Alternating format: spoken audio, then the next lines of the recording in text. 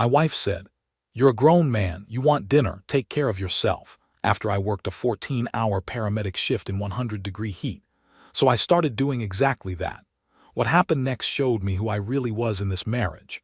I'm Max, 33, male, and I've been married to Jocelyn, 30, female, for 4 years. She has 2 kids from a previous relationship, Logan, 10, male, and Emma, 7, female. Their bio dad is pretty checked out, sporadic child support, rarely sees them. I stepped up. I don't call them my stepkids. They're just my kids in every way that matters. I work as a paramedic in Houston, mostly night shifts. The money's decent, but the work is brutal. 12 to 14-hour shifts, constant stress, people dying in your hands, heat exhaustion in summer. But someone's gotta do it, and honestly, I love the work. Saving lives feels like it matters. When Jocelyn and I first got together, things felt balanced. She worked full-time at a photography studio, we split groceries, took turns cooking, normal teamwork stuff. After we got married, she decided to quit the studio and go freelance, shooting family portraits, selling handmade stuff on Etsy. She wanted to be home more for the kids, and I supported that. I told her, "I can handle the finances. You focus on the kids. We're a team." So that's what we did. I pay the mortgage, both car payments, insurance, utilities, groceries, kids' activities. Jocelyn brings in maybe $800 to $1,000 a month from bookings and online sales. It works, or I thought it did. Last Tuesday, I worked a double shift. Started at 8 a.m., didn't clock out until 10:30 p.m. We had 3 major car accidents, 2 cardiac arrests, and a heat stroke case. I spent most of the day in 100-degree heat in full gear, running between calls. I grabbed a protein bar at lunch. That was it. I came home exhausted. Uniform covered in dried sweat and that antiseptic smell that never quite washes out. The house was dark except for the living room TV playing Netflix. Kitchen was spotless, everything put away, no leftovers in sight. I opened the fridge. Empty except for the kids' yogurt cups and some condiments. I walked to the living room. Jocelyn was on the couch scrolling her phone. "Hey babe, did you save me any dinner? I haven't eaten since noon." She didn't look up. "No, I cooked for the kids at 6. Kitchen's closed. You're a grown man. You want dinner. Take care of yourself." I just stood there. My ears were ringing from exhaustion. I just worked 14 hours. She laughed, not a nice laugh. "Nobody forced you to pick night shifts. You chose that job, so deal with it. I'm not a 24/7 diner." I wanted to say, the mortgage you don't pay, the car you drive that I'm paying off, Logan's summer camp, Emma's ballet classes, the Netflix you're watching, all paid for by those night shifts I chose. But I was too tired, so I just made 2 pieces of toast, ate them standing at the counter, and went to bed. Lying there in the dark, those 4 words kept repeating, "Take care of yourself." It wasn't even an insult, at least not directly, but it stung so freaking bad. I thought we were a team. I thought we were supposed to take care of each other. I started thinking about other things. Small things that suddenly felt big. At Jocelyn's family dinners, while her mom talked to her and the kids, I only got a polite "night shifts must be tough, Mark." They called me Mark. My name is Max. At parent-teacher conferences, when teachers complimented how involved I am, Jocelyn joked, "He's better at paying bills than playing catch, but he tries." I remember Emma's ballet recital last month. I switched shifts to be there. Afterward, Emma ran to me first. Jocelyn said, "Go thank Max for taking time off work." Like I was the babysitter getting off early. Last week I mentioned my back was hurting from lifting patients. Jocelyn said, "Your work insurance covers that, right? Don't waste money going out of network." That same week, she booked herself a self-care weekend at some budget resort with friends. Cost about $400. I'm lying here in the dark, doing math I don't want to do, checking account statements I haven't looked at in months because I trusted we were partners. I pulled up our bank statements for the last 3 months, and guess what I found? Over $900 on Jocelyn's clothes, home decor, and girls' nights out. You know how much I spent on myself? $0 on the running shoes I desperately need because my back is killing me from lifting patients all day. I haven't bought myself new work boots in 2 years. The soles are wearing through. Every dollar I make goes into this household and the people in it, and I still don't even deserve a hot meal after a brutal day at work. Am I a husband? Or am I just a provider? A paycheck that takes up space? When did I become the guy who gets told to take care of himself after saving lives all day? It's not even like I'm some 1950s guy who thinks cooking is automatically a wife's job. If she were busy or overwhelmed, I'd have zero problem making dinner myself. But that wasn't what happened. She just deliberately chose not to make anything for me. Seth, my partner at work, has been saying stuff for months. Man, I never hear you talk about your wife doing anything for you. It's always what you're doing for them. I brushed it off. That's just marriage, right? You take care of your family. But lying here, hungry and alone after a 14-hour shift, I'm starting to wonder, what would happen if I actually did what she said? What if I really did just take care of myself? Edit, going to try to sleep. Early shift tomorrow, thanks for listening. I'll update if anything changes. Update 1, hey everyone. Didn't expect that first post to blow up like it did. Thanks for all the reality checks. I needed them. So I decided to take Jocelyn's advice. If I'm supposed to take care of myself, then that's exactly what I'm going to do. Monday, after my shift, I stopped at the grocery store. Bought myself a nice ribeye steak, asparagus, a good bottle of beer, fresh sourdough bread, just for me. I got home around 8 p.m. Logan and Emma were eating frozen chicken nuggets and tater tots off paper plates while watching TV. Jocelyn was scrolling her phone on the couch. I unpacked my groceries on the counter, started seasoning my steak. Jocelyn looked over, watched me for a minute. You went shopping? Yeah. She got up, came to the kitchen, looked at my ingredients. You didn't ask if we wanted to eat with you. You just bought food for yourself. I looked at her. You're a grown woman. You want dinner, take care of yourself. That's what you told me. Her mouth opened, closed. She blinked a few times like she was processing a math problem that didn't make sense. That's not what I meant. What did you mean then? She didn't answer, just stood there while I cooked my steak. The smell filled the kitchen, garlic, butter, that perfect sear. Logan came in. Max, that smells so good. What are you making? Steak, buddy, just for me tonight. Can I have some? I looked at Jocelyn. She was glaring at me now. Ask your mom to make you something better than nuggets, okay? After I sat down to eat, Jocelyn stood in the doorway. This is really petty, Max. Is it? Or is it just doing exactly what you told me to do? She went back to the couch without another word. But I noticed she ordered pizza for her and the kids 30 minutes later. Wednesday, my rare night off. I decided to make myself a really good pasta dinner. I opened a bottle of wine I'd been saving. I was plating it when Jocelyn walked into the kitchen. She stopped, stared at the setup. You made yourself pasta? Yep. I sat down, twirled some pasta on my fork. You didn't make any for us. Her voice had this edge to it, like she couldn't believe what she was seeing. I thought we weren't running a 24/7 diner. You've been home all day. Figured you could take care of yourself. She just stood there, arms crossed. So this is how it's going to be. You're just going to, pretend we don't exist. I'm not pretending anything. I'm taking care of myself like you said. You're welcome to do the same. Her face went red. I have kids to feed, Max. You also have a kitchen, ingredients, time, same as me. She stormed out. 20 minutes later, I heard her making macaroni and cheese from a box, slamming the pot harder than necessary. Friday, I was getting ready for my shift when I saw a group text pop up. Jocelyn had booked movie tickets, girls' night plus Logan, 3 tickets. The movie was tonight. I was literally in the group chat. I didn't say anything, just went to work. After my shift, Seth asked if I wanted to grab beers. First time I'd said yes in over a year. We went to this sports bar, watched the game, talked about normal guy stuff. I got home around 11 p.m. The lights were on. Jocelyn was waiting. Where were you?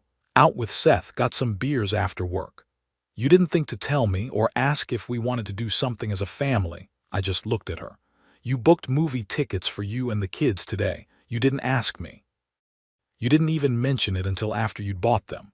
That's different. How? Because, she floundered, because you're always working. I didn't think you'd want to go. Did you ask? Silence.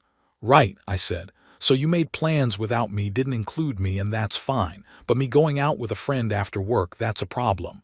You're being difficult. No, Jocelyn, I'm being exactly what you told me to be. Someone who takes care of himself and doesn't expect you to be a 24/7 service.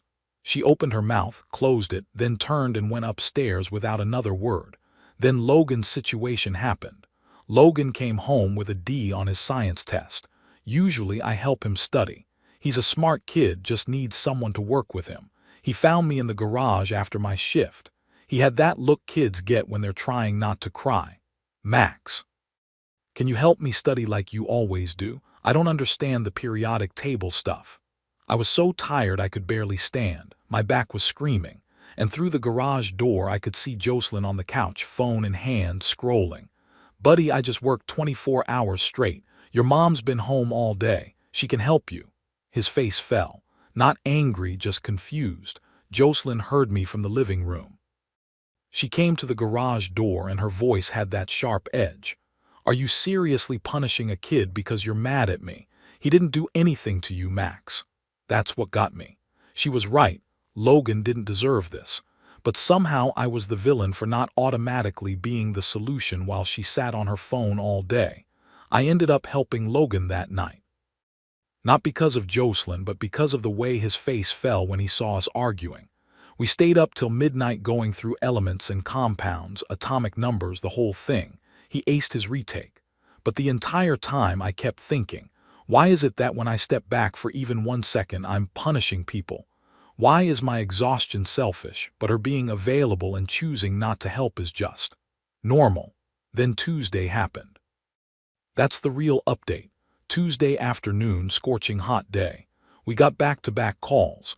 Car accident on I-10, elderly man having a stroke, domestic violence situation that got messy.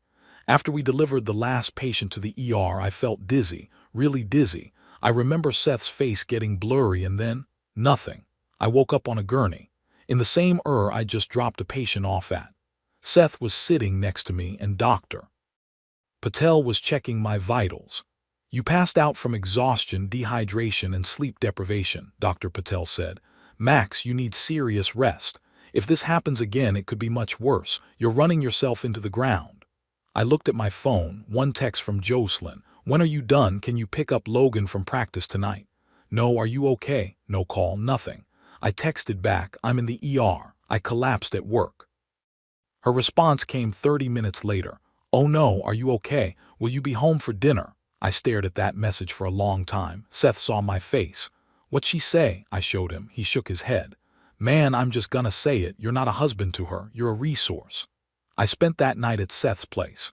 Told Jocelyn I needed space after a medical scare. She said okay, but seemed more worried about who'd handle the morning routine. Lying on Seth's couch, I made a decision.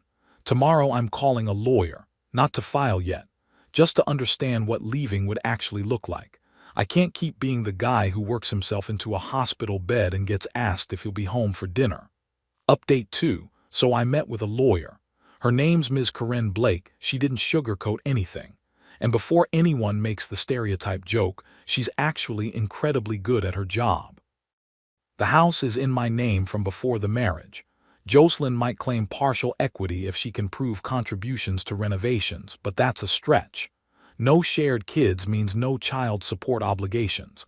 I might owe short-term spousal support depending on how the judge sees it, but Texas isn't California. It wouldn't be forever.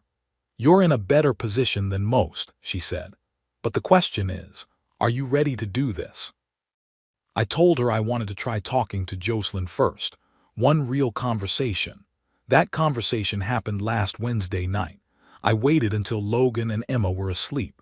Sat Jocelyn down at the kitchen table. I told her everything. How I felt like an ATM with legs. How take care of yourself after a 14-hour shift made me feel worthless. How she didn't even call when I collapsed at work. How in 4 years of marriage I couldn't remember the last time she'd asked about my day, my stress, my anything. When you look at me, I asked, what do you see? Honestly, because I don't think you see a husband, I think you see a paycheck. She sat there for a long time not looking at me. Finally, I have to think about the kids too. I can't let them go without. Not I'm sorry. Not I love you. Not even you're wrong. Just I have to think about the kids. I sat back. So if I couldn't work any more, then what? Would you stay? She looked away. I don't know, that's not fair. Actually, I said quietly, That's the most honest answer you've given me in years. I slept in the guest room that night. The next day I filed for legal separation. It's not divorce yet. It's a trial separation with legal paperwork establishing I'm moving out, we're separated, starting the division process. A test run before the full divorce. Jocelyn got the papers on Friday. That's when everything changed. She called me crying. "Max, what are you doing? You're going to leave us over some arguments about dinner." "It's not about the dinner, Jocelyn." "Then what? Tell me. We can fix this. Don't do this to the kids." "You didn't ask if I was okay when I collapsed at work. You asked if I'd be home for dinner." Silence. Then, "I was scared, Max. I didn't know what to say." "You've never been scared to tell me what you need, ever. But when I need something, suddenly you don't know what to say." She didn't have an answer for that, so I just hung up. Here's where it got surreal. Starting that weekend, Jocelyn became a completely different person. Sunday morning, she made my favorite breakfast. Full spread, eggs, bacon, biscuits, and gravy. Monday, she deep cleaned my truck. Left a note on the dashboard. "Thank you for everything you do. Love, Jay." Tuesday, Logan and Emma showed me a poster they'd made. "We love Max," with hand-drawn pictures of us doing homework together. Wednesday, Jocelyn posted on Facebook. First time she'd posted about me in months. "So grateful for this man. He works so hard for our family, I don't say it enough." I saw all of it and I felt nothing, hollow. She could be this person. She could treat me like a husband. She just never thought she needed to before. Then came Sunday dinner at her parents' house. When love bombing wasn't working, Jocelyn decided the move was to tell her entire family that I was the problem. She stood up mid-dinner and announced, "Max has been financially controlling our entire marriage. He won't let me spend money without permission. He tracks everything I buy. It's honestly been abusive and I'm scared." I just sat there. I'd already shown her parents the bank statements that morning, all $2,800 of her personal spending in 3 months versus my $140. Her dad stood up. "Jocelyn, stop. We know about the spending. Max showed us everything. We know you've been treating him like an ATM." The table went silent. Jocelyn's face went red. "That's my money. I can spend what I want. You're all ganging up on me." Her younger sister spoke up, quiet but clear. "Jocelyn, he collapsed at work from exhaustion and you only asked if he'd be home for dinner. That's not okay." I watched Jocelyn realize what she'd just done. She tried to turn her whole family against me, and instead they'd seen exactly who she really was. We left separately. She texted me later, "I can't believe you told my parents." I replied, "I told them the truth. You told them a lie. I'm moving out this weekend. Found a 1-bedroom apartment near the station. Short lease, flexible. It's small, but it's mine. Seth's helping me move. He said I look lighter already." Logan texted me yesterday. "Are you still coming to my soccer game Saturday?" I wrote back, "I'll always be there for you, buddy." Emma drew me a picture of the new apartment with me smiling. She wrote, "Max's happy place." I'm bringing that with me. I don't know what happens next with the kids. I don't know if Jocelyn will fight me or let this go quietly. I don't know if I'll end up owing spousal support or walking away clean. What I do know, I'm not an ATM anymore.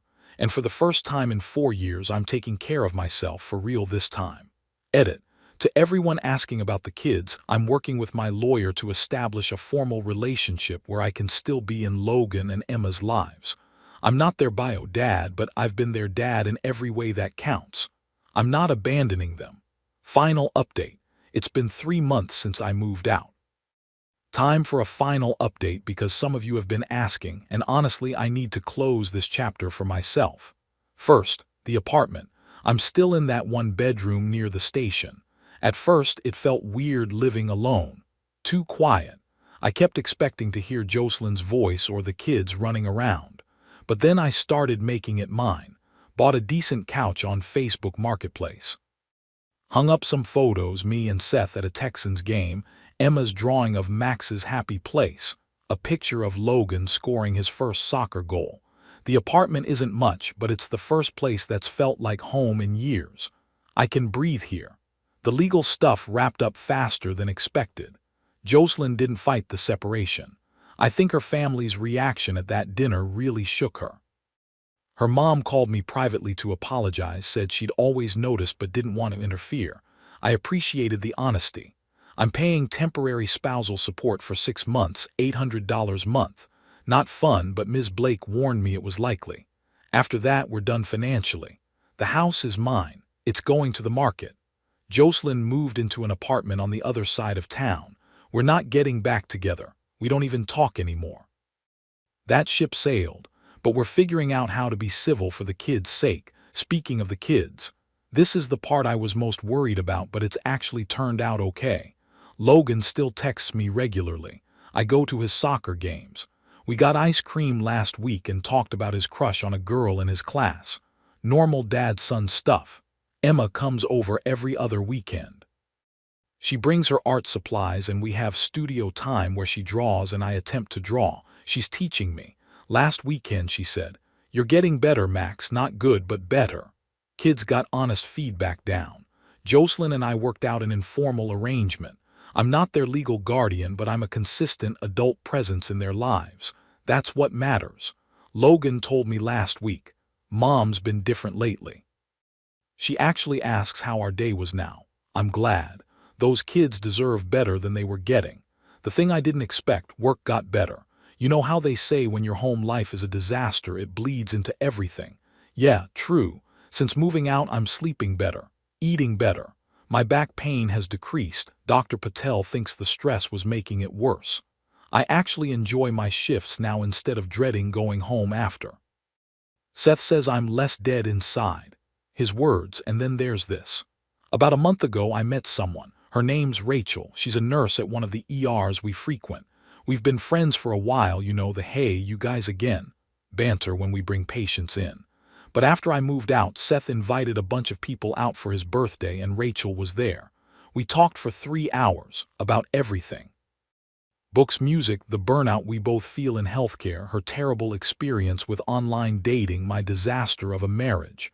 When I told her about the take care of yourself thing, she said, "What kind of person says that to someone they're supposed to love?" She asked about my back pain, asked if I'd tried physical therapy, texted me the next day to ask if I'd made an appointment yet.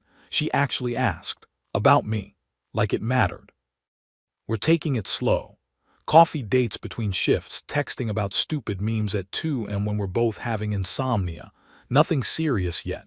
But here's what gets me. She treats me like I'm a person, not a provider, not a problem solver, just me. The bar is in hell. But can you blame me? I just got out of a marriage where I was treated like a walking ATM. The other day, something happened that made me realize how far I've come. I was at my apartment making dinner and I burned the chicken. Just totally charred it because I got distracted by a text. Old Max would have panicked, would have worried about wasting money, would have gone to bed hungry because ordering food felt too indulgent. New Max. I laughed, opened DoorDash, ordered Thai food and ate it on my couch while watching a documentary about space. I took care of myself, and it felt normal. To everyone who commented on my first post, you gave me permission to trust my gut. You showed me I wasn't crazy. Thank you. This is my last update. Time to close this chapter and focus on the next one. Peace, Reddit.